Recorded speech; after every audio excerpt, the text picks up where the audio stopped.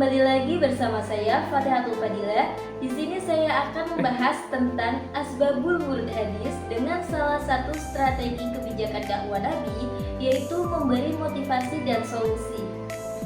Sebelum kita membahas terlalu jauh, alangkah baiknya kita pahami terlebih dahulu apa itu asbabul wurud hadis. Asbabul wurud adalah proses atau sebab kenapa hadis itu disampaikan oleh baginda Nabi Shallallahu Alaihi Wasallam. Lalu, kalau kita lihat secara detail makna dari asbabul wurud hadis, yaitu asbab jamak plural dari kata sabab, sababun dalam bahasa Arab yang artinya sesuatu yang menghubungkan satu benda ke benda lainnya atau sesuatu yang mengantarkan pada tujuan. Kemudian, apa makna dari wurud? Kata wurud memiliki arti, yaitu yang muncul, yang memancar, atau yang mengalir. Sedangkan, kalau kita satukan kata tersebut menjadi satu kalimat asbabul wurud hadis, maknanya yaitu sebab-sebab terjadinya hadis atau sebab-sebab hadis itu mengapa disampaikan oleh Rasulullah Shallallahu Alaihi Wasallam. Maksudnya yaitu sebab-sebab yang melatar belakangi, misalnya berbagai pertanyaan yang terjadi pada saat itu, atau adanya kasus ataupun adanya peristiwa sehingga Nabi Shallallahu Alaihi Wasallam menjawab dan melakukannya. Nah, itulah menjadi sebuah hadis, karena hadis itu apa yang disampaikan Nabi melalui lisannya, apa yang dilakukan Nabi dari perkataannya dan akhlaknya Nabi. Itu adalah definisi dari hadis. Ada beberapa poin asbabul wurud hadis yang bisa kita relevasikan dengan strategi kebijakan dakwah. Di sini saya akan fokus membahas strategi kebijakan Nabi yang memberi motivasi dan solusi. Sikap atau strategi Nabi kepada sahabat atau cara Nabi berdakwah itu tidak hanya menyampaikan.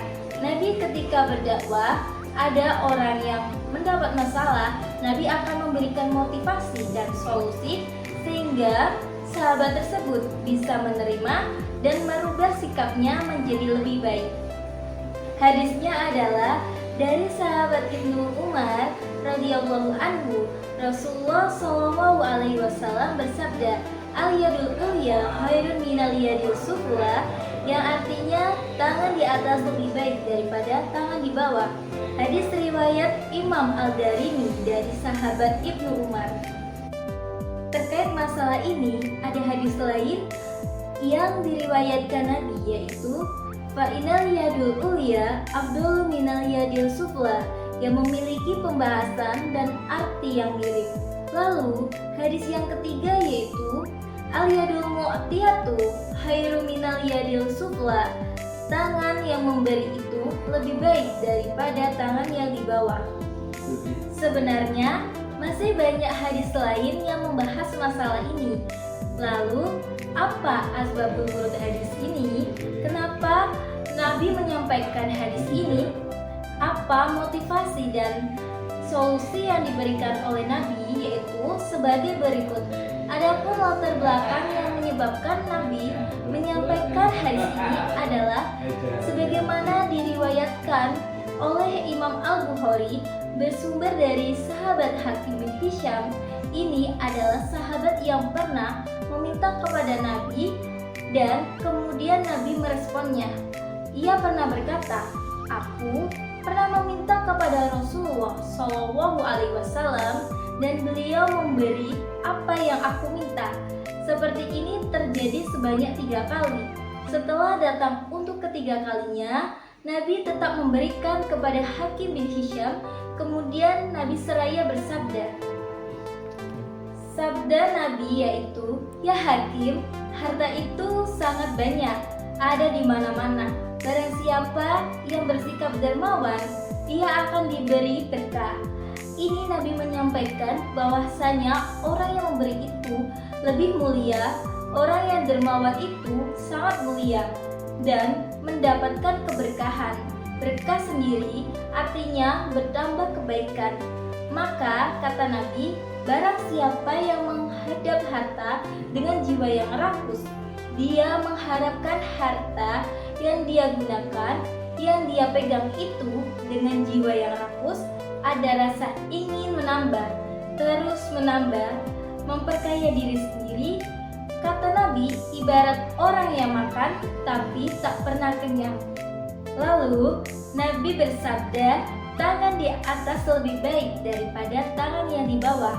Lalu hakim berkata, ya Rasulullah, demi zat yang mengutus Anda, ya Rasulullah, yang membawa kebenaran, aku tidak akan meminta-minta lagi. Bahkan ia berjanji kepada Rasulullah, aku tidak akan meminta-minta lagi kepada siapapun setelah ini sampai aku meninggal dunia. Itulah nasihat Nabi yang diberikan kepada sahabat Hakim. Begitulah konsep dakwah yang dilanjutkan Nabi ketika memberikan motivasi kepada orang yang membutuhkan, kemudian memberikan solusi, dan Nabi pun memberikan bantuan kepada sahabat tersebut. Sekian dari saya, kurang lebihnya mohon maaf. Wabillahi taufiq wal hidayah. Wassalamualaikum warahmatullahi wabarakatuh.